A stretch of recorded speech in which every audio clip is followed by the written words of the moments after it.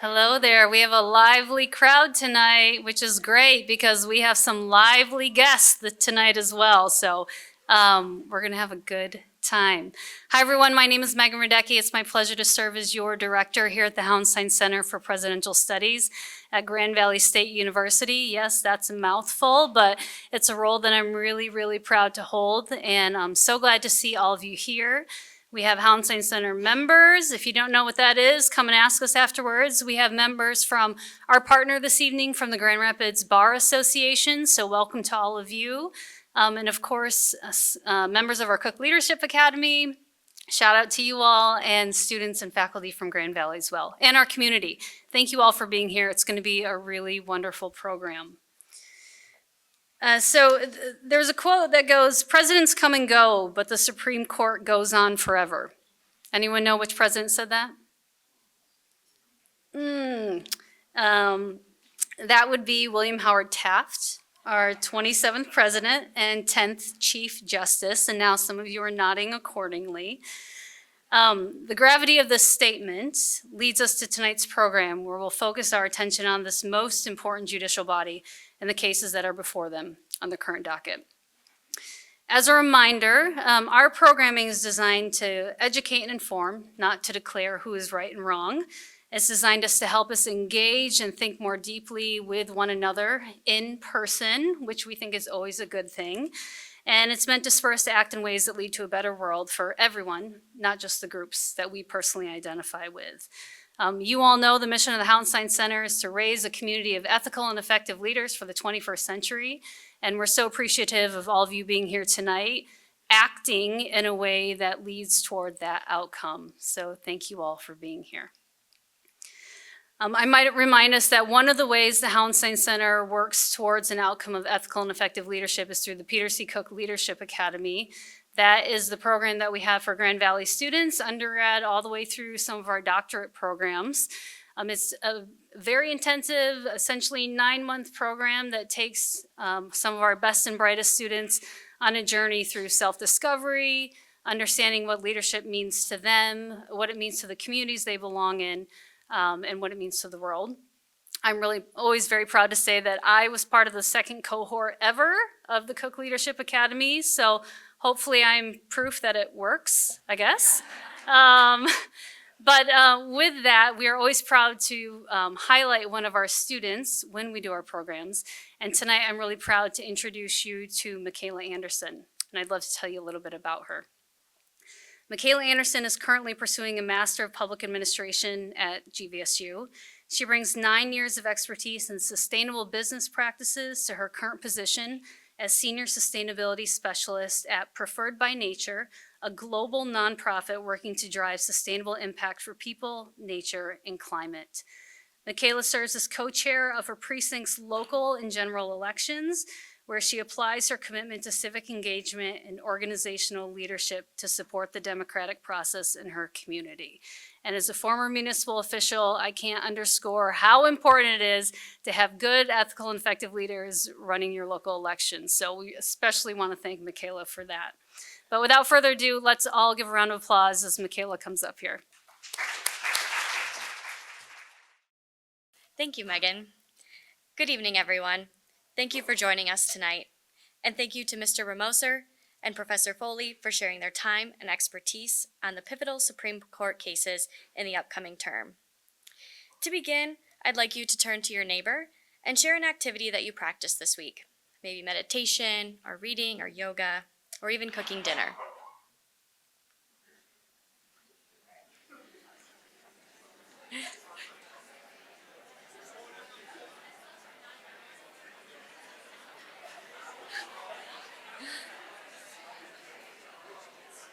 Thank you. Quite a good discussion this evening, I think.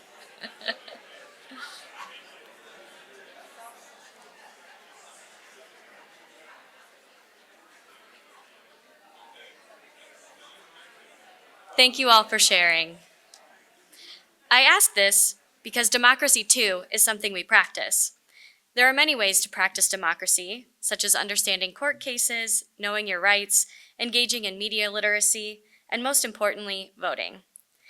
As Megan mentioned, my own favorite expression of democracy is serving as co-chair for my local precinct's elections.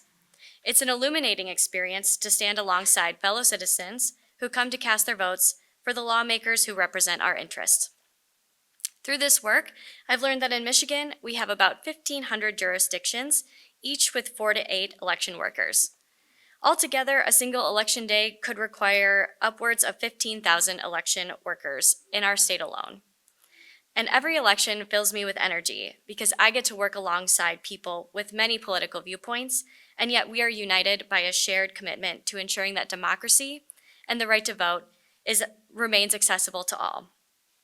Through these experiences, I've learned that leadership is not about standing apart, but about creating conditions for others to participate fully. I encourage you to find your own democratic practice and incorporate that into your life, just as you would a sport, a faith, or a skill you hope to master. My name is Michaela Anderson, and I am proud to be one of many who practice leadership through democracy. Thank you.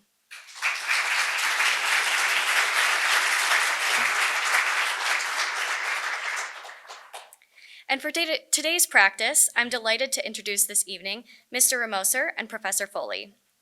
I will offer a brief biography for each speaker and encourage you to reference the event program for more details.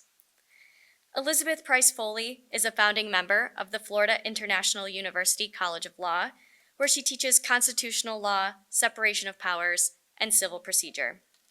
Presently, she serves as partner in Holtzman Vogel, PLLC, where she practices constitutional, political, and appellate law. James Romoser serves as the legal editor at POLITICO. Before joining POLITICO, he served as the editor of SCOTUS blog. He has previously written a weekly column on legal affairs for the National Journal, and he worked as a reporter covering health law for Inside Health Policy.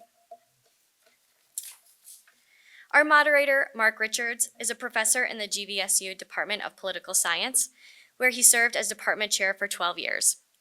Dr. Richards teaches courses in constitutional law and human rights. In his role as pre-law advisor, he has assisted countless GVSU students on their path to law school.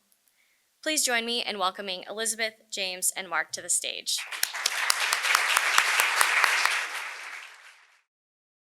Well, welcome everyone. It's just such a thrill and an honor to be up here on stage tonight with James and Elizabeth for what promises to be a very interesting, wide-ranging discussion. I'd like to just briefly thank Megan, Kaler as well from the Hauenstein Center, who put a lot of effort into planning this event. Obviously, it's very timely. As you may know, the Supreme Court begins its oral arguments of the new term on Monday. And there are quite a few cases on the docket, quite a few important cases, and the emergency docket has been very active as well. So I've asked Megan if we could extend tonight's event for 4 hours. She said no, unfortunately, so we're going to do our best in the time allotted. I'm just so thrilled to see this great turnout tonight. I assume that we're all here because we do share the common ground of belief in our Constitution. And of course, as you know, our legal system is an adversarial system. In many important Supreme Court cases, there are both majority and dissenting opinions. And so hopefully tonight we can highlight some important legal disagreements. And I also know with this audience, we always get great questions during Q&A. So I'll reserve a healthy amount of time for that, and we certainly invite your perspectives during that period as well. All right, so having said that, let's just jump right into it. We're going to start out with tariffs, a topic that is on many people's minds these days. We have two cases, Learning Resources versus Trump, coming out of the U.S. District Court for D.C., and then that has been consolidated with Trump versus VOS Selections, which comes out of the Court of International Trade and the U.S. Court of Appeals for the Federal Circuit. So I'm going to start with you, Elizabeth, and if you could just tell us a little bit about what's going on in these cases, what are the issues, what's at stake? Okay, so the case for the most part is a statutory case rather than a constitutional case. It involves a federal law called the IEEPA or the IEPA, which is the International Emergency Economic Powers Act. It was passed in the 1970s, and it's a statute that, as the name suggests, is where Congress is giving to the president rather fulsome authority to take a wide swath of action in the event that there is an economic emergency. And specifically, the statute talks about how the president can declare an emergency if it's an unusual and extraordinary emergency. But that emergency that's unusual and extraordinary has to emanate from a foreign source. And then once he declares that emergency under the Act, he is given expressly by the Act the ability to regulate importation of goods from foreign sources, as long as there is some concern about national security, foreign affairs, or harm to the economy, right? So it's a statute that gives the president incredibly broad emergency authority, but it's only, unusual and extraordinary emergencies emanating from foreign sources that relate to national security, foreign affairs, or economics, and it does give him the ability to sort of regulate importation. So his argument, the Trump administration's argument, is that we're in that emergency now.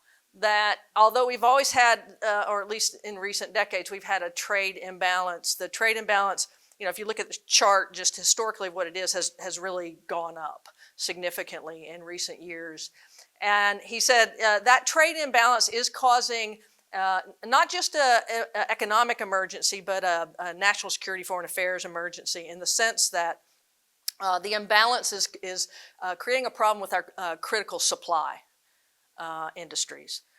Industries relating, for example, to defense, relating to pharmaceuticals, relating to food, agriculture. And he says, because we have such a trade imbalance, we're not as good at producing food anymore. We're not as good at producing pharmaceuticals. We're not as good at producing steel and other sort of defense-associated industries. And that's a problem should we ever be in a situation of war. It's making this country weaker and vulnerable in a national security sense.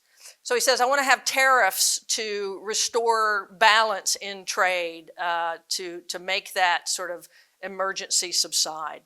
And then the question is, whether he can do that under the statute. The statute itself is broadly worded.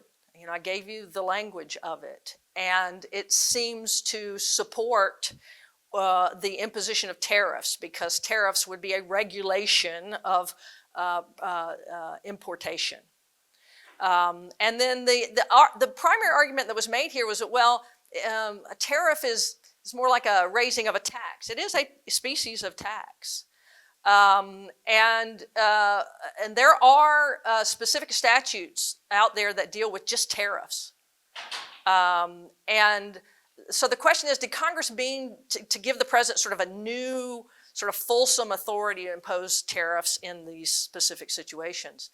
Again, the plain text seems to support that. And so the biggest constitutional arguments are as follows. One is that the majority in the Federal Court of Claims said there's this thing called the major question doctrine. Major question doctrine is a doctrine that the Supreme Court relatively recently has recognized, and it's grounded in separation of powers.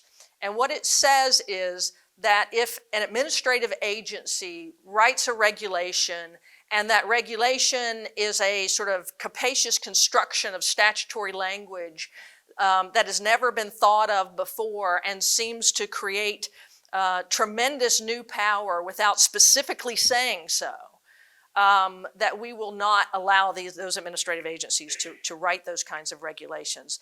Those kind of significant political or economic decisions have to be made by Congress and Congress alone. The way the court has sort of colloquially described the doctrine is that the Congress does not hide elephants in mouse holes. And so the argument is that that's what's going on here, that the IEPA does not give the president this sort of new grand tariff authority, And we should strike it down, said the majority, as a major question doctrine. The problem with that conceptually is that the major question doctrine has never been applied in the realm of foreign affairs. It's always been domestic policy. So in recent years, for example, 3 of President Biden's executive actions got struck down under the major questions doctrine. His OSHA vaccine, COVID vaccine mandate, his eviction moratorium, the landlord eviction moratorium that he imposed under the, what even act did he even use for that? I don't recall. I don't remember. It was so far afield. It was a COVID era emergency statute of some sort. Yeah, it was really far afield. So they struck that one down too. And then the other one was his student loan bailout that he tried under the HEROES Act, which was a post 9/11 type first responder act.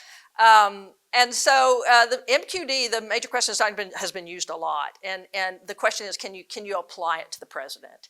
And in particular, can you apply it to the president in the realm of foreign affairs, where the president himself has independent Article II constitutional authority over foreign affairs?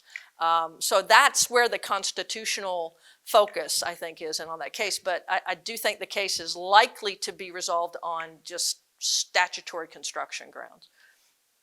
Okay, so just picking up on that, and I'll turn to you, James. Could you just talk a little bit more about the foreign policy dimension that Elizabeth just highlighted? I mean, to what extent does the Supreme Court owe the president more deference because tariffs fall into the category of foreign policy?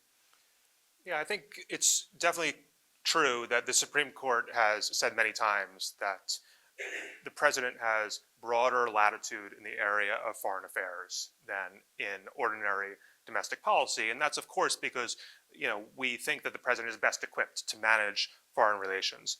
And I think one important question in this case about the legality of Trump's sweeping global tariffs is whether you think of tariffs as a foreign policy, an element of foreign policy, or whether it's a garden variety economic policy.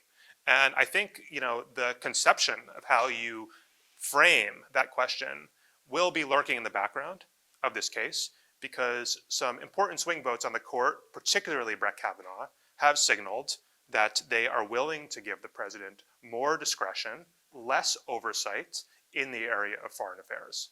On the other hand, I think that, just to put my legal realist hat on, if you look at the records of all 6 of the conservative justices on the Supreme Court, I think what you'll find is that they traditionally have ruled in favor of businesses and in favor of the free market. And I think that the conservative justices, all of them, frankly, come from a legal and ideological tradition that is very different than the MAGA movement right now in regards to its views of economic policy. And I think the 6 conservative justices are sort of naturally inclined to support policies that are more pro-free market. And these tariffs certainly are not that. Now, I don't think they're going to write any of that in the opinion. And I do think that this will come down on paper to a question of statutory interpretation and whether this 1970s law really does authorize tariffs when it uses the word regulate. But I think some of these ideological commitments from the justices are going to be lurking in the background. I think it's very interesting that this case in particular sort of involves a conflict between 2 core ideological convictions of the conservative majority. On one hand, deference to the president, a willingness to grant robust presidential power in the area of foreign affairs particularly. That's on the one hand, that's one conviction. And on the other hand, I think a sort of predilection toward favoring free markets and less meddling in the economy. And these tariffs are, frankly, an unprecedented policy of meddling in the economy. And so it's going to be interesting. I don't see this case coming down along the stark usual ideological 6-3 divide. It's being argued at the court just a month from now on a highly expedited schedule. And it's going to be a big one because this really is the centerpiece of Donald Trump's economic agenda. He campaigned on imposing very, very strict tariffs. If the court rules against him and strikes down these tariffs, it's very likely that the US government is going to have to pay massive amounts of money in refunds from the tariffs it has already collected. And it's very interesting to see whether the Supreme Court is going to be willing to curb restrict or even strike down entirely such a pillar of Trump's economic agenda and what he campaigned on. Can I ask you a question? Absolutely. I think you make a lot of really good points, actually. I mean, especially the point about sort of the ideological tension with the conservatives on the court, and they are a broad range of justices. They're definitely not uniform in their approach. But one of the things that I'm wondering is, if you look at that act, just the title of it, International Emergency Economic Powers Act, and it does specifically talk about sort of an emergency relating to the economy, not just national security and foreign affairs. Is that language of that statute and the recognition that Congress is sort of giving to the president this sort of enormous power to regulate the economy in a way that he normally could not, right? That sort of broad delegation of the president over the economy. I mean, for example, one of the most common consequences of IEPA historically has been the freezing of assets. So IEPA is sort of just inherently economic. How do you think that affects their ideology about free markets or their assessment? Well, I think it depends on, like you said, it will boil down to how broad they think the delegation in IEPA is. Right. I mean, of course, as most of you likely know, the Constitution itself gives the power to tax and to impose tariffs to Congress. It's in Article 1 of the Constitution. Congress has the power to impose tariffs. The president does not have any inherent tariff authority. So in order for the president to be able to do it, he has to point to some congressional authorization. Did IEPA authorize that? I mean, you seem to suggest that the language is quite clear. Right. I mean, 3 lower courts ruled the other way and said the IEPA does not authorize tariffs. And it's a question of whether that word regulate imports, means the ability to actually tax imports. I mean, I agree, but at the same time, I mean, these were not unanimous decisions below, for sure. right? No, so we've got good arguments on both sides, and definitely good arguments on both that's sides. the question. I mean, do you go with a more textualist approach, right? Wouldn't a textualist approach require having the T word in the statute? No. IEPA does not mention the word tariff. Definitely You would not. think if Congress was trying to delegate tariffs, they might use that word in the statute. At least that's the view of the challengers, I should say. I mean, I wouldn't think so, but that's because IEPA is not about tariffs. I mean, if you have like the Tariff Act, if you have a Tariff Act, you're going to have to use the T word. But if you pass a statute that's just about emergencies qua emergencies that affect certain areas that emanate from foreign sources, you're very likely not to use the T word. You're very likely to use more generic language To account for unforeseen circumstances. right, because you don't know what that emergency is going to look like in the future. So I can see them, not putting the T word in there, but tariffs still being encompassed within the broad language. But I hear you. I mean, I think there's some concern. He just raised the issue of non-delegation, which is another kind of swimming constitutional issue in this case. And that's a doctrine that basically says Congress can't delegate its lawmaking power, right? If there's any lawmaking, it has to come from Congress and not the president. Of course, the problem is we live in 2025, and we know that a lot of things that look a lot like law and feel a lot like law are emanating these days from the executive branch, unfortunately. The Supreme Court used to have a doctrine called the non-delegation doctrine, but it hasn't been used since 1937, where they would strike down statutes as delegating too much law-like authority to the executive branch. And I just don't see them having the appetite to dive into that, because that's a whole, Pandora's box of sticky issues. Like, how do you know when too much delegation, when do you cross the line into too much delegation? If you're too aggressive on that, you could bring down the entire administrative state, and there just hasn't been enough briefing on it. So Yeah, I mean, I agree, and I think it's just going to come down ultimately to the reading of the statute. There's no need to go into non-delegation doctrine, although obviously it's kind of lurking in the background. Yeah. So I'm going to just wrap this one up by saying stay tuned. Oral arguments November 5th. It's going to be a good one. All right, so from there, we are going to just jump right into free speech. And James, I'll start with you. We're going to talk A little bit about Childs versus Salazar. So this is a case that's coming out of Colorado, and it comes to us in light of another decision from the previous term, U.S. versus Skermeti, where the Supreme Court upheld Tennessee's ban on gender-affirming care. But what we're talking about here is Colorado has banned something they're calling conversion therapy. So tell us a little bit about what Colorado's trying to do, and basically, is this case a regulation of speech or is it a regulation of conduct? Yeah, that will be the primary question, I think. This case is coming up even faster than the tariffs case. Is being argued literally next week. And it's one of a couple cases this term where the Supreme Court will be sort of wading back in to the culture wars and deciding cases that really do implicate the rights of LGBTQ Americans. And Mark, you're right, like this involves a challenge to a Colorado state law on what the state calls conversion therapy. A number of other states have similar laws. And what Colorado says it's trying to do with this law is prohibit therapy and counseling for minors that encourages them to either convert their sexuality from gay or lesbian to straight, or encourages them to convert or change their gender identity from transgender to cisgender. That's what Colorado says it's trying to do. The plaintiff who brought the challenge to that law brought a challenge under the First Amendment free speech clause. She's a Christian counselor who offers counseling and therapy and would like to counsel her clients. She does not say that she is trying to counsel them to convert their sexuality or change their sexuality or gender identity.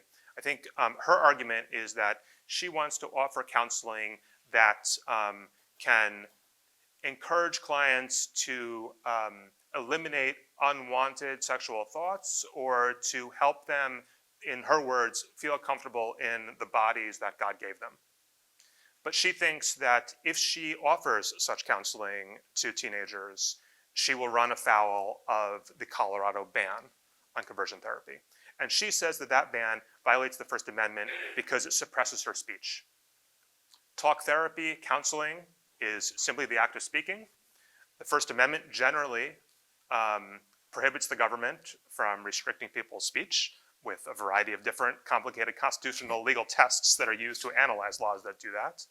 But she essentially brought a First Amendment challenge and said that the law is unconstitutional as applied to her.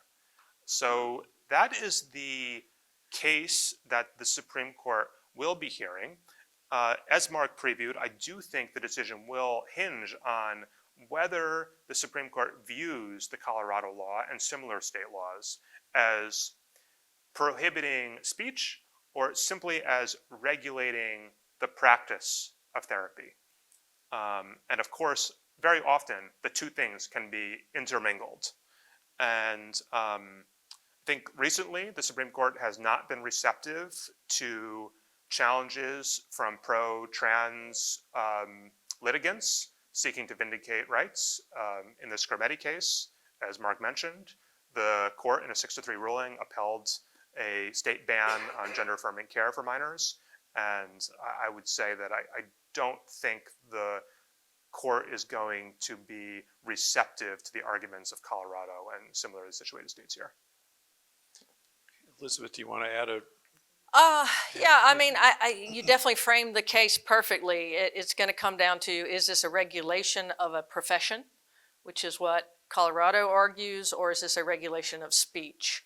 On that issue, I do think if you just play a couple of mind experiments, you say, okay, well, could for example, a state tell lawyers that they couldn't advocate for a certain position in court, or that they couldn't counsel their clients on bankruptcy or just whatever, pick your favorite topic. And although it would be a regulation of the profession, of course, that doesn't insulate it from First Amendment concerns or First Amendment issues being raised by the regulation of profession. So here, when you have a statute that says you as a licensed counselor cannot talk to your client in this way with this goal in mind, whether she's doing it or not, I think that's a fascinating question. But if that's the thrust of the statute, you can't talk to your client with this goal in mind, then it looks a lot and feels a lot like viewpoint discrimination. Viewpoint discrimination is considered verboten. I mean, it's one of the most forbidden things you can do is stop someone from expressing a viewpoint under the free speech clause. That's going to trigger strict scrutiny. It's going to be presumptively unconstitutional. And I think that's what they're going to do. Because I don't think Colorado has articulated, if it wants to survive some sort of heightened scrutiny, it hasn't articulated what its sort of compelling government interest would be here.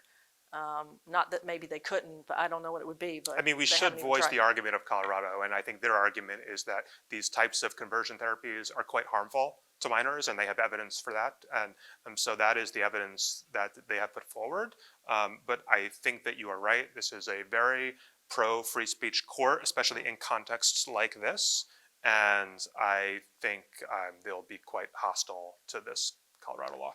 And it's interesting too, because the court in recent years, starting sort of with the late abortion cases pre-Dobbs, has been very clear that when there's like a medical issue, and it was raised in Scarametti as well, when there's a medical issue and there's difference of opinion about whether something's harmful or not harmful, they don't defer to the experts. That's right. But they take a fresh look themselves. And so I think that also bodes poorly, I think, for Colorado in that case. Okay, well, we could spend a lot more time on this, but in the interest of trying to cover as much as possible, now we're going to move on to equal protection. And Elizabeth, I'll start with you in a case called West Virginia versus BPJ. So West Virginia passed a law called the Save Women's Sports Act. So tell us a little bit about what's going on in this case. Yeah, this is another one of those sort of transgender women's sports cases. There were two of them initially that the Supreme Court that was going to look at. One of them looks like it's mooted out at this point. But this one involves a middle school student who was born male and has begun hormone replacement to transition. And wants to play, I think, unspecified sports. I'm not sure which sport it was. In the Idaho case, it was track and field, but I think this one's just, I want to play on the girls' sports teams. And it raises an issue under the Civil Rights Act, Title IX of the Civil Rights Act, which is the part of the Civil Rights Act that deals with educational institutions. And it prohibits discrimination on the basis of sex. And what's interesting about this case is that not too long ago, I don't remember the year of Bostock, there was a case called Bostock, which involved a different title of the Civil Rights Act, Title VII, which involves employment discrimination. And in Bostock, Justice Gorsuch, for a majority of the court, wrote an opinion saying that Title VII's prohibition of discrimination on the basis of sex, same language, meant that employers could not discriminate against trans individuals. Because the idea was that if you are an employer and you don't like a trans person who's presenting as the opposite gender or engaging in sort of behavior that you would associate normally with the opposite gender, that when they take that adverse employment action against that person, it is on the basis of their sex. So if you're a male who's, let's say, transitioning to female and you're wearing female clothes or acting to female, then the point was you wouldn't have been fired for that activity, but for the fact that you are a biological male, and therefore it is discrimination on the basis of sex to fire that biological male for acting sort of to female or presenting to female. That was the logical structure of Bostock, and it was a very textual decision by Gorsuch. Gorsuch is probably the primary textualist on the court right now. And he just sort of very carefully sort of walked through what does on the basis of sex mean? And that was the conclusion. And so if that's the conclusion in Title VII, then the issue is, why wouldn't it also be the conclusion in Title IX? The argument that is being made is that Title IX is unique because if you read Title IX, it's not super long, but it clearly talks about like biological sex. So for example, it allows educational institutions to have boys' state and girls' state. Have you ever heard of boys and girls' state? You know, that whole thing where they do a little convention. And Boy Scouts and Girls. When I was a kid. I went to Boy State. Yeah, it was great. All right, I didn't that know if I makes was all dating three myself. of us. So yeah, all right. And then, you know, Boy Scout groups and Girl Scout groups and what's the other, Campfire Girls. Those are actually mentioned in the text of Title IX. And then Title IX also has a special provision that talks about how educational institutions can basically have segregated living facilities, boys' dorms, girls' dorms, and the like. And then it doesn't say anything about bathrooms or sports, right? And so what's interesting is after Title IX was put into law, there were regulations issued by the Department of Justice, which administers the law. And the regulations are where you find the discussion about sports and bathrooms. And the regs have long said, okay, if you can have segregated living facilities, we're going to construe living facilities to include sort of the lesser portions of living facilities, including bathrooms. And then, of course, sports, the history of Title IX is equality of opportunity of women to have their own sports because they can't generally compete effectively with men in things like soccer and football and basketball. So there's a different history, there's some different text in Title IX, and I literally have no idea how that case is going to come out, especially given Bostock. The one thing I do know is, for example, Barrett, who was not on the court in Bostock, I think kind of signaled clearly in her Schermetti concurrence that she's willing to look at Title IX differently. I don't know about Gorsuch, and I don't know about Kavanaugh, and I don't know about Roberts. I mean, that's just where it's going to come down. Can they, you know, on a principled basis, make a distinction between Title VII and Title IX based on the history and some of that textual stuff, even though on the basis of sex is exactly the same between the two? I'll hazard a prediction Okay. if you're unwilling to. I was going to ask you to, if yeah. I'm just not sure about it. This case is going to come down 6-3 along the usual ideological lines against the transgender plaintiffs. That's my prediction. You can come talk to me in June if I'm wrong. But just again, to put my legal realist hat on, this issue of transgender girls and women playing sports is so salient politically and culturally. Donald Trump ran on this issue. He ran very effectively on this issue. He has made a centerpiece of his administration to crack down on school districts that are allowing trans girls to play on girl sports. And I think that Trump and, frankly, the Supreme Court conservatives, although I don't think they're going to write it in the opinion, believe that public opinion is on their side on this issue. And I find it very hard to believe that this court, which is a very conservative court at the end of the day, is going to issue a ruling that says that transgender women and girls have a constitutional or a statutory right to participate on sports teams that align with their gender identity. That's just me. I may be wrong, and you can come talk to me if I'm proven wrong at the end of the day. It's an interesting prediction, and I'm not sure I agree with you. We'll see. I mean, I think there's a lot of complications legally. Although you and I, we've talked a lot over the last, several hours throughout the day. One difference you'll see between James and I is like I always approach it like in this super technical lawyer perspective because I'm a geek and that's what I do all day. And James, as a legal journalist, is always thinking sort of meta issues and sort of more the political dynamics swirling around things. And he's not wrong, but I do think a lot of lawyers, and most of the people who sit on the Supreme Court are sort of lawyers. A lot of them, not all of them, right? Are trying to give principled answers based on text that they're struggling with, and for them it's not an overt political effort, and they're not trying to help a president of one party or another. It just may so happen that their ideology leads them to a conclusion that is supportive of one president more than another. I think that's inevitable. The other thing I'll say about the case, and then I'll move on, is that another thing that may be sub rosa here is that the Equal Protection Clause, right, is also lurking in the background.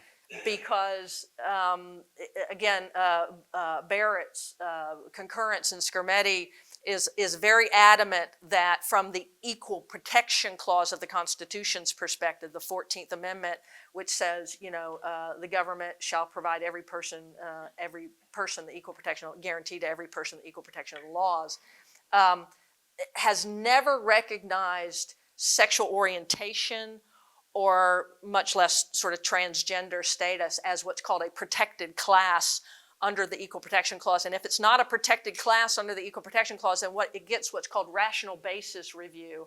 And rational basis review is just a geeky way of saying that the person challenging the law has a really tough hill to climb and has to show that the law is utterly irrational, has no rational basis to it whatsoever. And so that usually means those laws get upheld, right? That they're not presumptively unconstitutional, they're presumptively constitutional laws.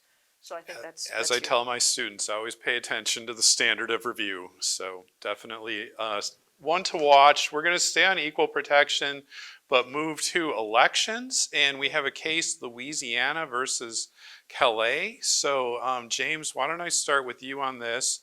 So Louisiana drew a map, they're calling it SB 8. So what was map SB 8? Why did Louisiana create it? And then just kind of what are the issues at stake in this case? I think as we talk about this case, it's nice to remember the introduction, the excellent introduction that Michaela gave. And she said that democracy is practiced through voting. And when we're talking about these technical issues, it's important to remember that the case I'm about to talk about at its bottom is about voting rights, the right to vote, and specifically the right of minority voters to vote in places where there's been a history of discrimination. So that's what this case is about at its core, the power of minority voters to choose their preferred candidates. The Voting Rights Act, passed in the 1960s, a landmark piece of civil rights legislation, prohibited state voting practices that discriminate on the basis of race. And over the decades, that prohibition has been understood and interpreted, including by the Supreme Court, to require states to allow large groups of minority voters to be able to elect their chosen candidates. And what that means in practice is that if a state draws a congressional district map or a state legislative map that dilutes the power of minority voters, that map will be struck down under the Voting Rights Act. And the state will have to draw a new map that enables minority voters to elect their chosen candidates. This has come up many times in many states. The case currently before the Supreme Court began in Louisiana. Louisiana has 6 congressional seats, 6 seats in the House of Representatives. The population of Louisiana is about 30% black voters. But until the 2020 census, Louisiana had only one of its 6 districts represented by a black representative. He was a black Democrat. The other 5 districts were represented by Republicans. That initial map, with only one district where black voters had a majority and could elect their chosen candidates, was challenged under the VRA, under the Voting Rights Act. And the challengers won. And in order to comply with the Voting Rights Act, the Republican state legislature of Louisiana redrew a new map. They drew a new map where 2 of the 6 districts could be, they drew a new map that had 2 House districts where black voters had a meaningful opportunity to elect candidates of their choice, and in practice that often means black candidates. So that litigation took a few years. Now there's a new challenge to the new map with 2 black districts. And that challenge is brought by a group of white voters who allege that the new map is itself a racial gerrymander, an unconstitutional racial gerrymander, because in order to draw that new map that Louisiana drew to comply with the traditional understanding of the Voting Rights Act, Louisiana had to take race into account. They had to look at the racial makeup of voters. They had to look at where black and white voters were clustered geographically in order to draw those district lines.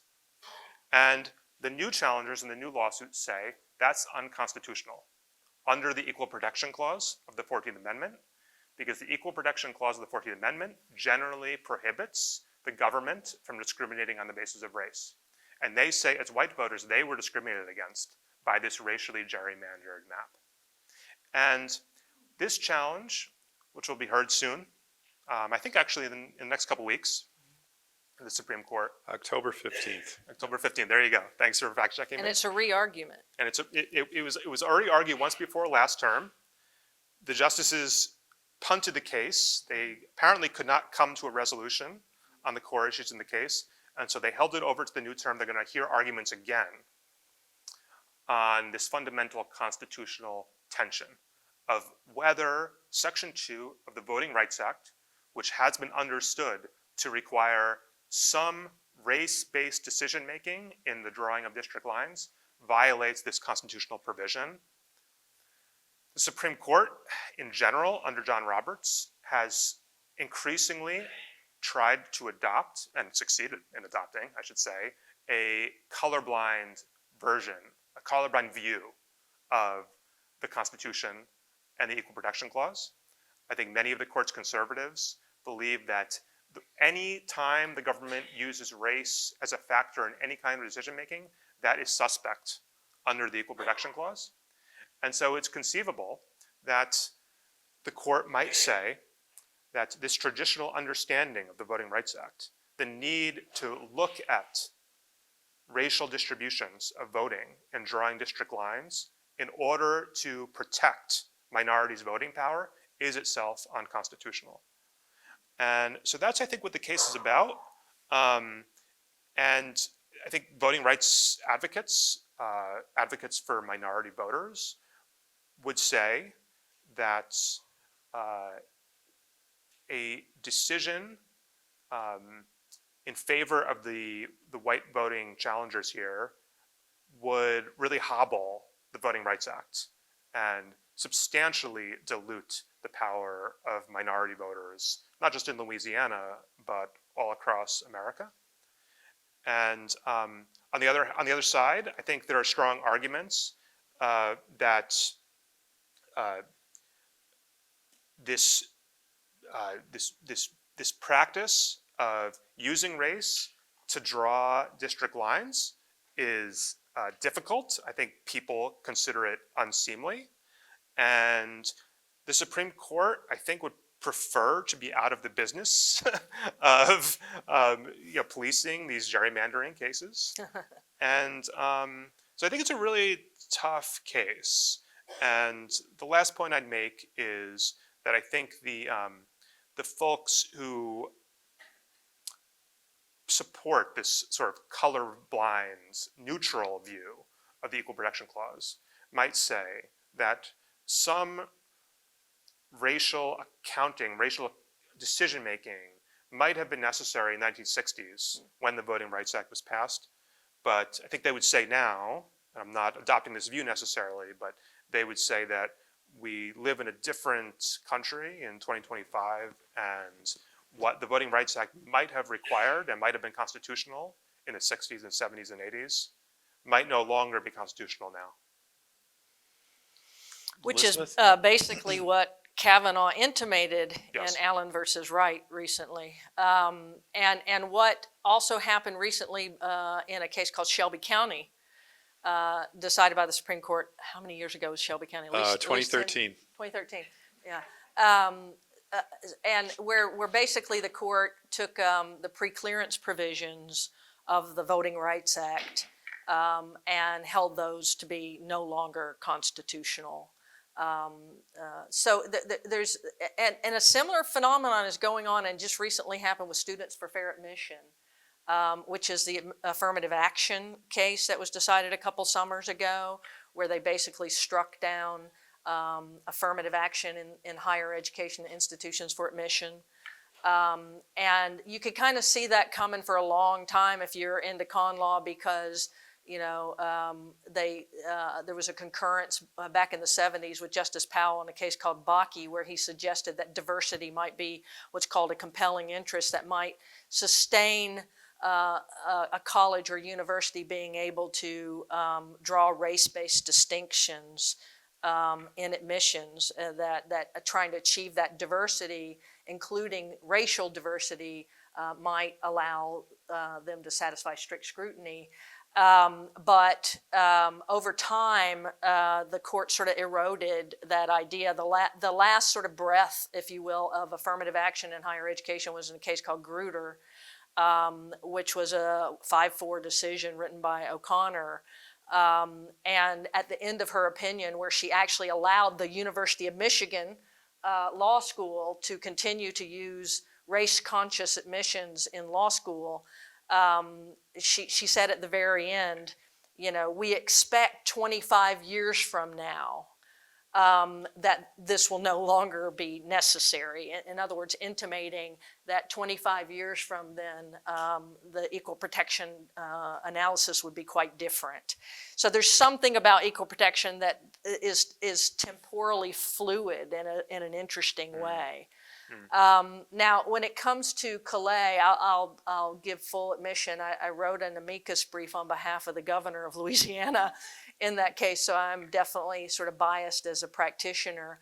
But one of the things that was fascinating in writing that brief is that when we were sort of talking about the governor, about how he wanted to present his argument, separate from the Solicitor General and the Attorney General who are the technical parties in the case and wrote the main brief, his whole message to us was, make sure you paint the picture of how this is like a ping pong game.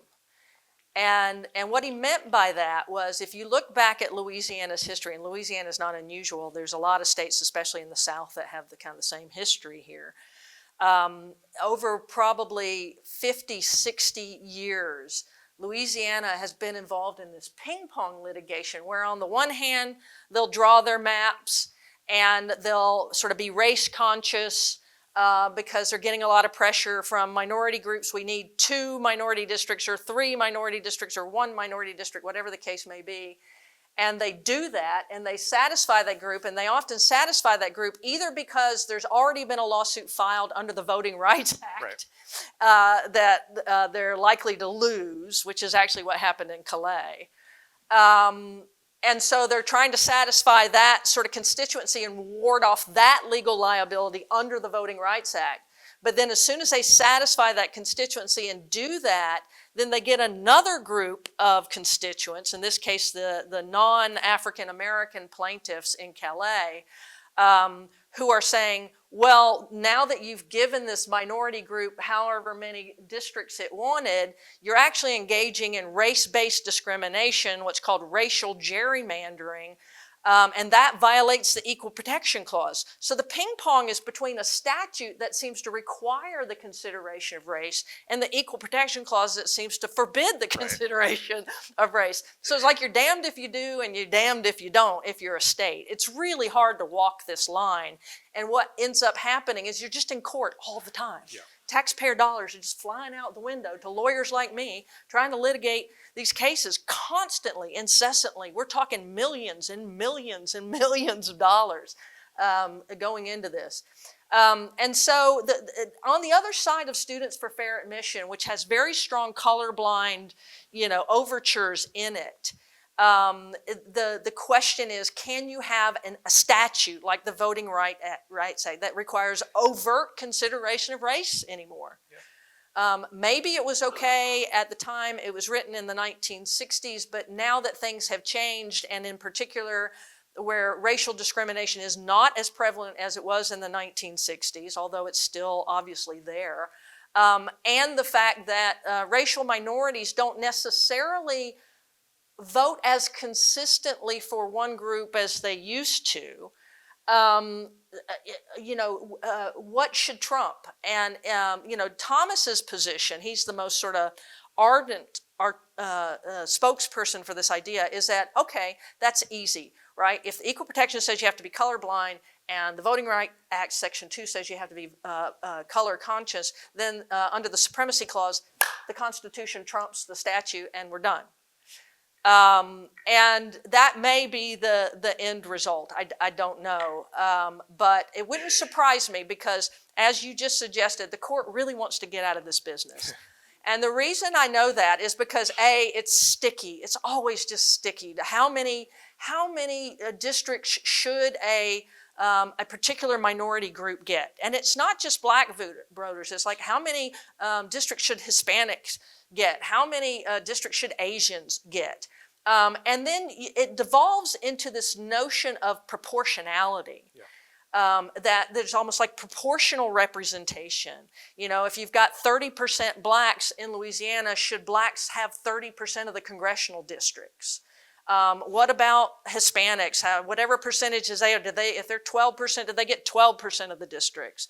And the problem with that is that that's not what the Equal Protection Clause is about. The Equal Protection Clause has always been, because it's focused on persons, it's a personal right. It's not a group right. So it inures to you as an individual. And the Voting Rights Act idea of proportionality in these vote dilution cases seems to be inherently in tension with the individualized guarantee of equal protection. And so that is another reason why they just, I think, probably don't like this whole idea of what Section 2 has evolved into. The final thing I will say is that if you want a clue that they want to get out of this, they recently got out of partisan gerrymandering in a case called Rucho versus Common Cause. And what I mean by that is, how when these state legislators draw these crazy lines, they always do it like if it's a Republican state legislature, they draw the lines to favor Republicans. If it's a Democratic state legislature, they draw the lines to favor Democrats. I mean, look what we're going through now where there's like threats. California is going to gerrymander the Republicans out of California. Texas is going to gerrymander the Democrats out of Texas. Well, all these cases have been coming before the Supreme Court for decades and decades and decades since the Voting Rights Act was passed. And the court in Rucho said, you know what? We can't figure out, there's no constitutional concept that says partisan gerrymandering is bad. Partisanship has been part of our history from day one, and the Equal Protection Clause doesn't protect against partisanship. And you know what? It's okay to partisan gerrymander. It may look unseemly, and some of your constituents may be mad at you, so there may be some political checks on you as a state legislator to not overdo this partisanship in your gerrymandering. But they removed themselves entirely from partisan gerrymandering. You can no longer bring a claim of partisan gerrymandering under constitutional or statutory concepts at the federal level. And it was as sticky as Section 2 is. Yeah. So that's another reason why I think maybe they're going to pull themselves out of overt race-based consideration. With one caveat, they might say, like a compromise would be, we can allow you to take race into consideration as an overall assessment of traditional redistricting criteria. The only reason I think they may not do that is because it flies in the face of SFFA, Students for Fair Admission. Yeah, so, I think the affirmative action cases are a real clue to how the court is going to look at this case. Yeah. Yeah, I agree. All right, so now we're going to start to get into the emergency orders docket, sometimes called the shadow docket, the interim docket. It has many different names. And we're going to start out with presidential removal powers. So if you've been paying attention to the news, we are literally just keeping you right up to the moment here tonight. So last week, the Supreme Court added to the docket Slaughter versus Trump about presidential removal of an FTC member. And then just yesterday, Cook versus Trump. And of course, this is the case about Lisa Cook, who's a Fed governor. So it's interesting in itself, but then the Fed dimension adds a whole nother layer. So I'm gonna ask James to set us up and give us some context. But before I do that, I'm gonna just read one quote from Wilcox, which was another emergency case this summer about dismissing leaders of the NLRB and MSPB, where the court tried to distinguish the Federal Reserve, saying that the Federal Reserve is a uniquely structured quasi-private entity that follows in the distinct historical tradition of the first and second banks of the United States. So, James, you don't necessarily have to touch on that immediately, but if you want to just kind of get us started with what's the context, what's been going on with presidential removal, and then maybe we can circle back to some of the Fed issues and whether the Lisa Cook case is different because it's for cause dismissal versus at will and things like that. Sure, yeah, I'll try to be very crisp here so we can leave like a lot of time for Q&A. But I think at a very high level, what these cases are about are the independence of federal regulatory agencies. We used to think of these agencies as independent agencies. These are agencies like the Federal Trade Commission, the Consumer Product Safety Commission, the National Labor Relations Board, the Federal Election Commission. Agencies that are housed in the executive branch, they regulate specific areas of policymaking, and for many decades, Congress has long tried to insulate the leaders of these agencies from overt political pressure. Because the idea is that these agencies should be run by multi-member boards serving staggered terms, bipartisan boards appointed by presidents of both parties, and they should be running their policy-making agencies as experts, not as political partisans, and they should have a layer of protection from presidential pressure. And the main way that Congress has tried to insulate these agencies has been enacting federal laws that protect them from summary firings by the president. These laws basically say that the president can fire the leaders of these agencies, but only in very limited circumstances. Generally, this is called a for-cause removal. The president can fire these leaders if he has cause. And cause is usually understood to mean something like gross misconduct or malfeasance in office.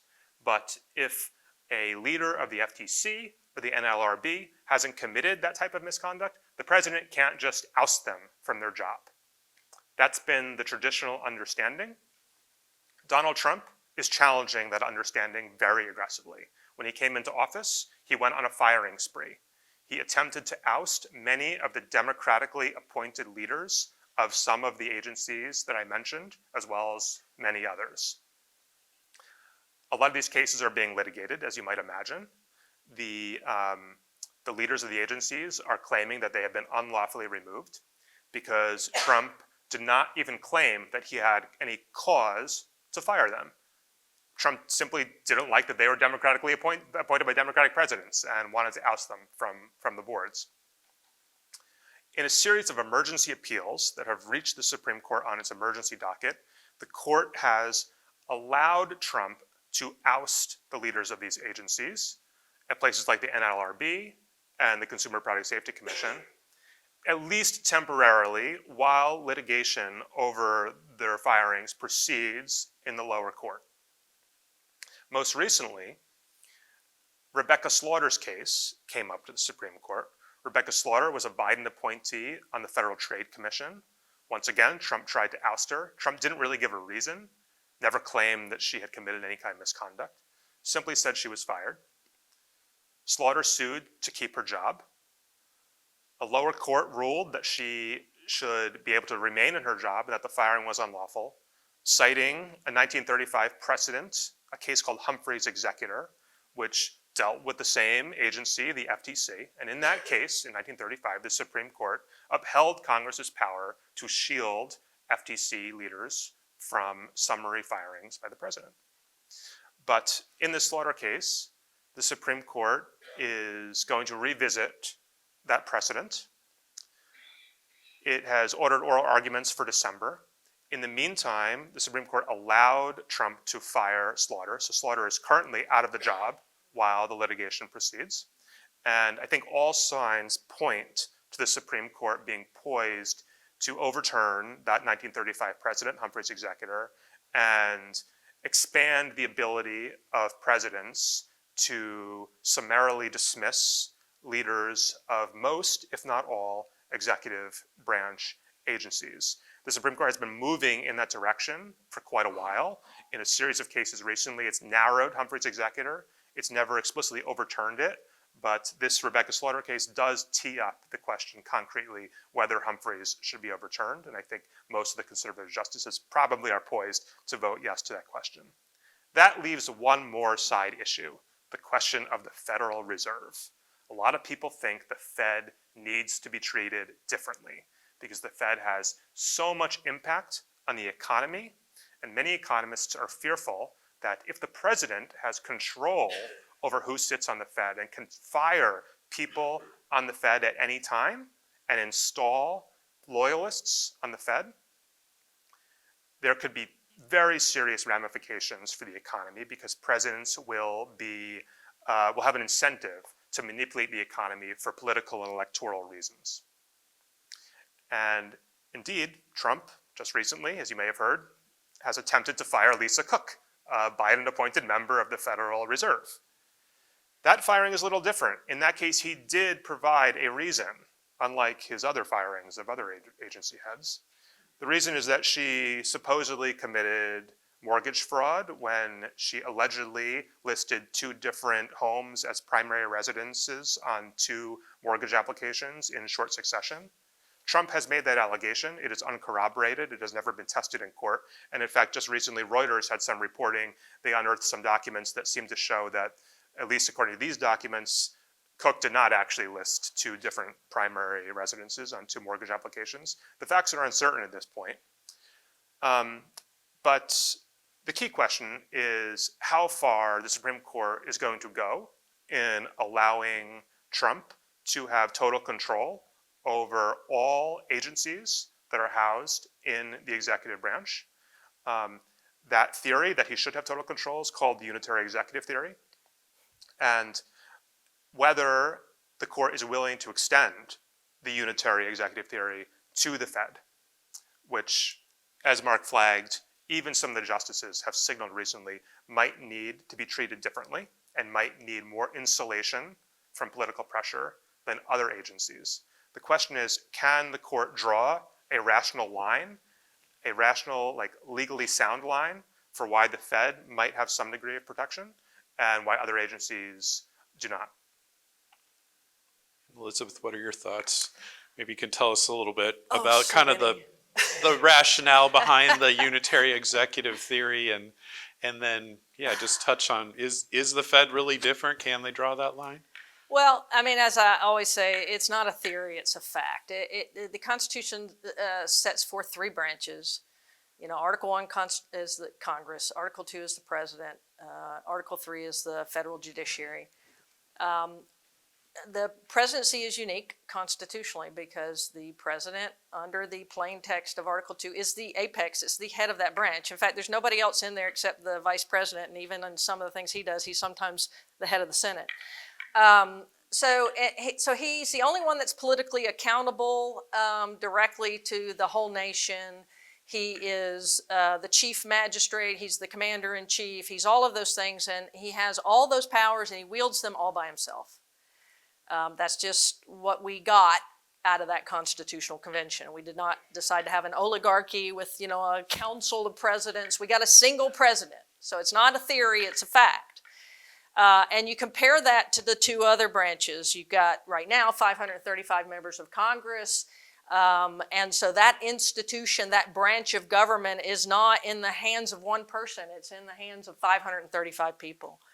And for the federal judiciary, you got that power, that federal judicial power being wielded by, the Supreme Court, which currently is 9 justices plus literally hundreds and hundreds of lower court and circuit court of appeals judges. So the presidency is undoubtedly constitutionally unique.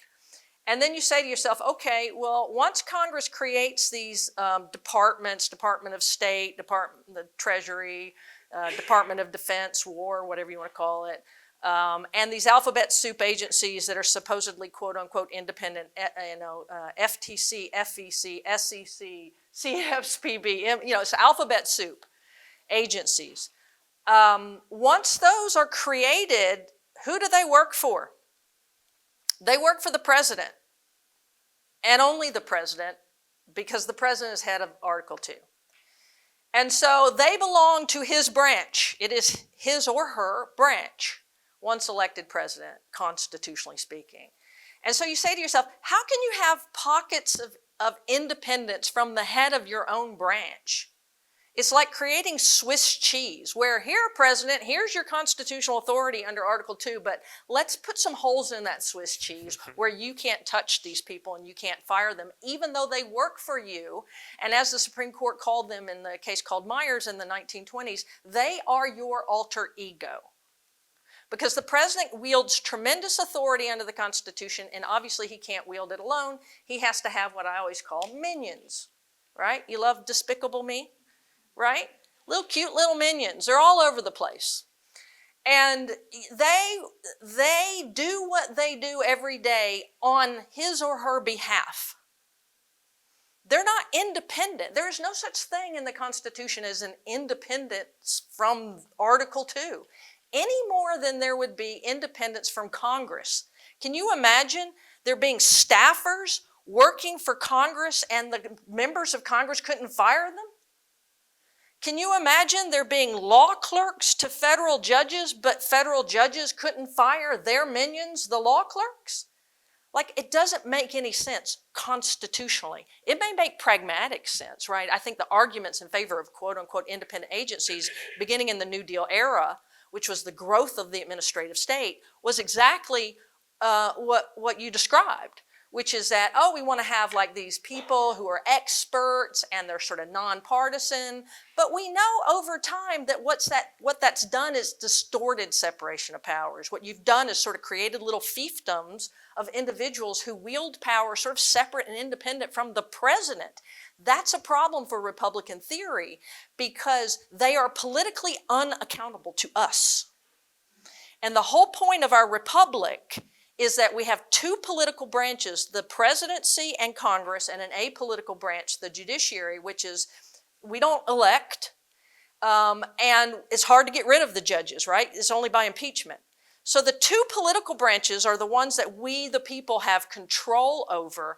And do you really want to have pockets of people who wield tremendous power that we, the people, really can't get rid of? Like, that's not democratic. Republic is really the right word. It's not Republican. I don't know how we ever got ourselves on this path, but I think we got ourselves on this path because there was tremendous political pressure during the New Deal to try to get us out of a depression. So we had to create a giant administrative state to do it, and we did it, and we thought we were doing something good, and we really didn't stop and think, hey, is that even constitutional? Turns out it's really not. There's only one case that says it might be, and that's Humphrey's Executor. But Humphrey's Executor was, the rationale of it was that the FTC exercised what they called no executive authority and only quasi-legislative or quasi-judicial authority. Nobody knows what quasi-legislative or quasi-judicial authority means. There's no such thing constitutionally as quasi-legislative or quasi-judicial authority, much less does the FTC, which is just like every other administrative agency. Do they wield that kind of weird hybrid authority? So I think the court is going to overrule Humphrey's Executor. You can kind of tell that they're going to because just a few years ago they decided SILA law, which involved a brand new behemoth agency created by Dodd-Frank in 2008 called the Consumer Financial Protection Bureau, CFPB. And after they created this giant new sort of behemoth regulatory agency, they put it outside of any one department. So it was independent, and they had one person head it, a single head director, and they gave that person protection from being fired. That person could only be fired by the president for good cause, and that person served a term longer than the president. So it basically made that CFPB director really insulated from the president, and the Supreme Court said, you can't do that. Like, you can't have somebody as a principal officer wielding all this authority of the executive branch and insulated from the head of the executive branch. Just a thought experiment, I'll leave it there. Can you imagine Congress passing a law and saying that the Secretary of State can only be fired by the President for good cause? Or the Secretary of War/Defense could only be fired by the President for good cause? Just posing the question makes you realize that that would be weird, that would be perverted, that would be wrong constitutionally. Now, you may not like that. Maybe you don't like the current president, or you didn't like the past president, or whatever, and so you want people to be insulated from that president. But you know what? That's not the way the system works. You elect a president, the president's head of the branch, and he has the power to fire the people who work for him. Period. All right. Well, on that note, let's open it up for some Q&A. We certainly have plenty to talk about. Feel free to ask us questions about the Supreme Court in general, things that we've said, cases that we haven't been able to cover. We've got folks going around with microphones, so if you'd like to ask a question, just raise your hand and someone will come on down. And we might ask folks to be succinct so that we can try to get it through a few of these. This is a tariff question.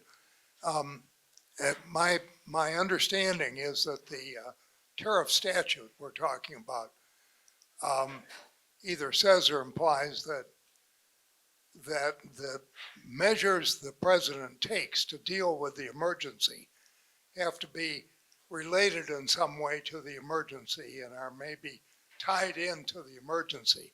A lot of the tariffs I see, like the one on Brazil, have nothing to do with any emergency. And there's all these across the board tariffs.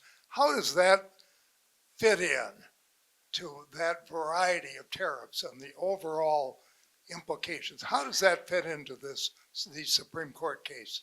Elizabeth, do you want to take a shot first? And Sure. James, if you want to chime in. Yeah, it's a really good question, because the current case that's being litigated, that the Supreme Court's about to decide, is a case involving tariffs that are associated with certain industries for which you can make that connection, right? And a different case with different kinds of tariffs would be looked at legally very different, because legally you say to yourself, exactly as you articulated, okay, do we have a trade imbalance, and is that, sort of an extraordinary emergency?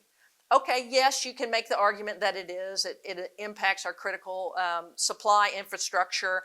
It does reduce our national security in certain fields, so that certain tariffs relating to those fields that do have that nexus to national security would likely pass muster under the plain language of the Act. But if you had a different set of circumstances with different kinds of tariffs where that nexus was not clear, it could be a totally different result. Okay, I think we have another one over here. So James, you said that when you were talking about the issue at the Supreme Court considering trans women playing in trans sports, you said that Supreme Court might be influenced by public opinion. So that brings up for me a question. So is the Supreme Court influenced by public opinion? And if so, how can we let them know our opinion? And do you think they would care? What was the last part of the question? How can we? How can we let them know our opinion? And do you think they would consider it? Do you think they would care? I can be very crisp. Yes, the Supreme Court cares about public opinion. There are very few ways to make your voice heard before the Supreme Court. You could try filing an amicus brief. I don't think that's going to work. You can try protesting in front of the Supreme Court, which some people do after controversial opinions. The Supreme Court is extremely good at shrouding itself from interactions with the public. The justices very rarely sit for interviews. They very rarely talk to the public. They talk to the public through their opinions. But even these days, increasingly, the Supreme Court has been issuing monumental rulings on its emergency docket and not explaining its reasonings in those emergency appeals. And I think the court has gotten a lot of criticism for that practice. To the original question of whether the Supreme Court thinks about public opinion, I don't think the justices are overtly thinking about that in the front of their minds when they're deciding cases. I really do think the justices believe that they are doing law, applying neutral legal principles. But the fact of the matter is, they, just like all of us, exist in a political and social context, and it is inevitable that those forces affect their psychologies and their decision making. They have ideologies just like all the rest of us, and they are very well aware that their institutional credibility depends on public belief in the power of the courts. The Supreme Court does not have the power of the purse like Congress. It does not have an armed force like the president. What the Supreme Court has to give it legitimacy is public belief and public integrity. And I think we've seen in polls over the past decade that public trust in the Supreme Court is dropping precipitously. You can point to a lot of reasons for that.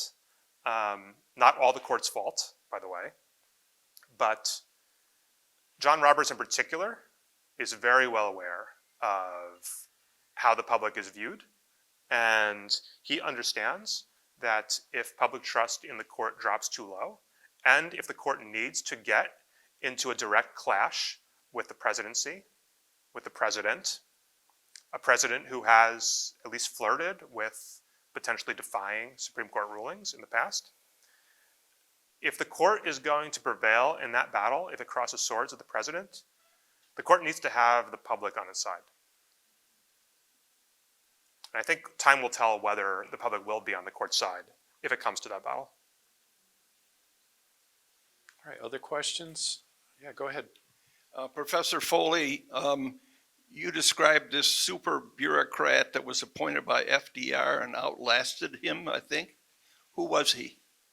You're talking about Humphrey's executor? I don't know. I'm very curious. What did I say?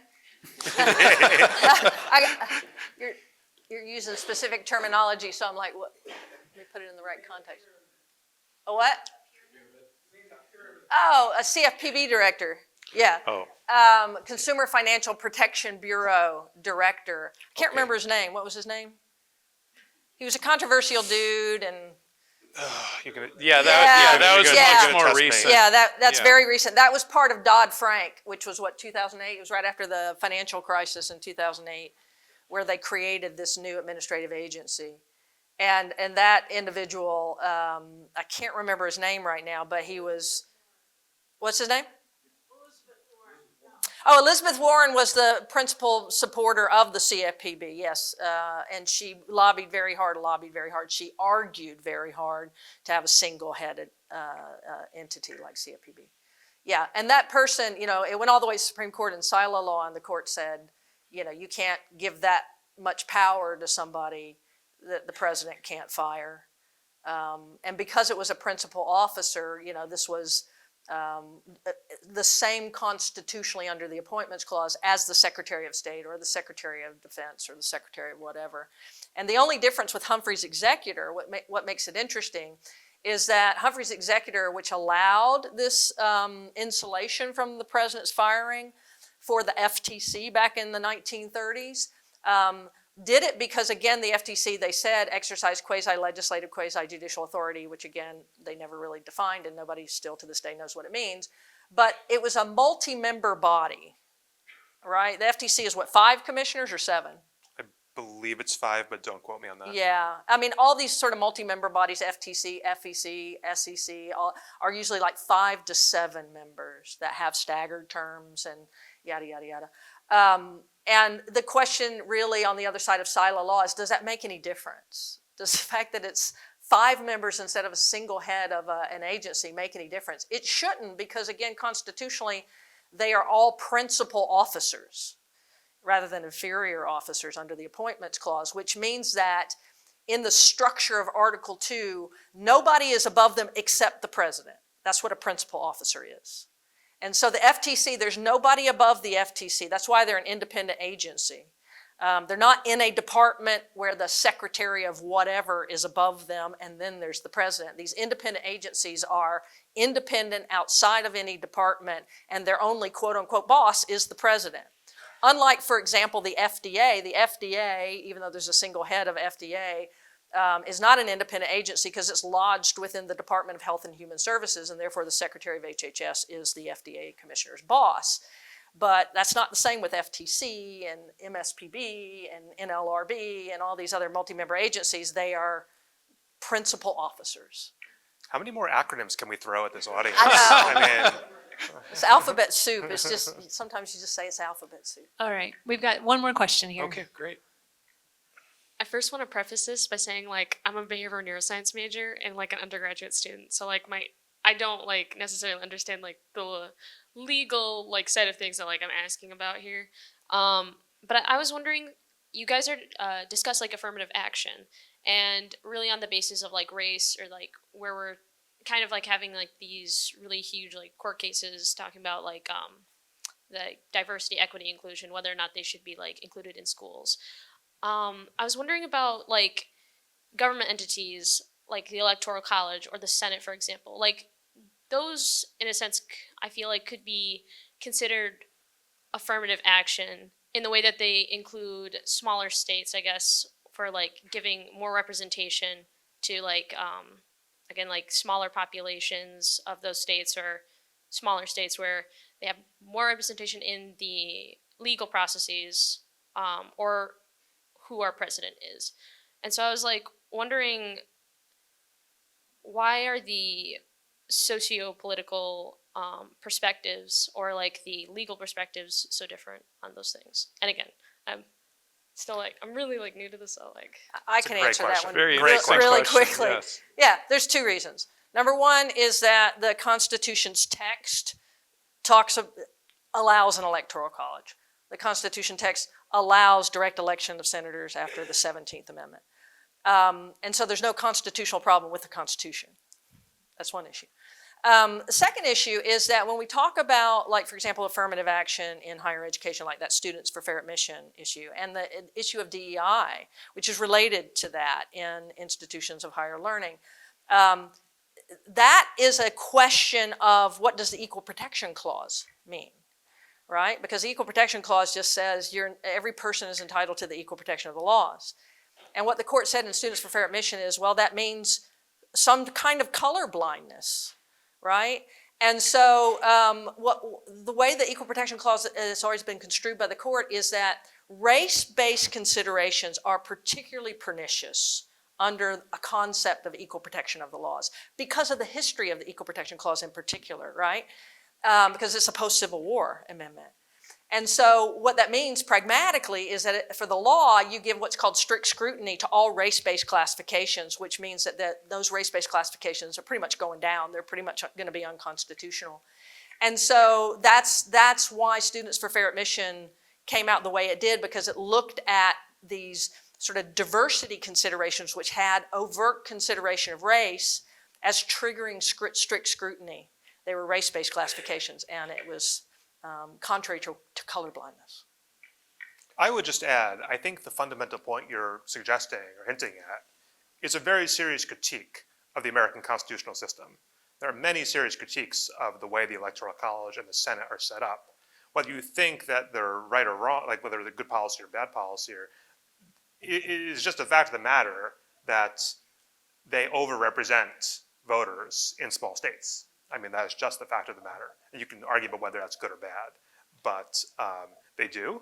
The only way to reverse that overrepresentation is to amend the Constitution. It is extremely difficult to amend the Constitution, especially in today's modern political climate, because we're so polarized. And a lot of people think it's a serious problem that we haven't amended the Constitution in many decades, and that there really is no realistic chance of amending it anytime soon. And so in some ways, to quote Chief Justice Roberts, we have a Constitution in some ways, trapped in amber, unable to change, unable to evolve. And some very serious, scholars believe that we should make the amendment process easier to reevaluate things like the Electoral College in the Senate. But is that a feature or a bug? Could be both. Right. The answer is yes. It can be both. You know, it's a social charter that we're talking about, and we're a diverse country from sea to shining sea. Florida is very different from California, which is very different from Massachusetts, which is very different from Michigan. We have different characteristics state by state. It's very difficult for a pluralistic society to reach societal agreement to amend its social charter. That's why Article 5 says you got to have 2/3 of both houses of Congress and 3/4 of the states to ratify constitutional amendments, because we're not talking about a statute that we're amending. It's a social charter, and it's designed for a pluralistic, diverse society that often cannot agree on things. And therefore, if we cannot agree on certain things, we're not up the creek without the paddle. The answer is that we can either then amend our own state constitutions, which are much usually easier to amend. That's why state constitutions are so long. Sometimes, like Florida's, got provisions to protect pregnant pigs, for example. So you can either get whatever you want enshrined in your state constitution, or better yet and easier, go to your state or federal legislature and get a majoritarian statute passed. So just because you don't enshrine something in the Constitution doesn't mean you don't have protection for whatever it is. There are other ways in our system to get that. And what that does is it's like a pressure valve. It allows different states and different localities to have sort of different laws that are custom tailored to their culture and their desires, but it may not be a one-size-fits-all solution for the nation, because it may be an issue that's very controversial. Let's take abortion, for example, as a prime example, where you may not want to constitutionalize that because it is something that we've never had supermajoritarian consensus on, and maybe that's a good thing. Like maybe amending the Constitution is not supposed to be easy, especially in a non-homogeneous, pluralistic society. It creates stability, which is one reason why we've been existing. Our Constitution has survived way longer than almost any other Constitution in the world, if not any other Constitution in the world at this point. Well, such an interesting question to wrap up on. I just want to say, James and Elizabeth, just thank you. It's been an absolute pleasure. To the audience, thank you for your attentive participation and excellent questions. And I believe Megan is waiting in the wings, so let me kick it over to her to wrap things up. Let's give a round of applause to our panel tonight.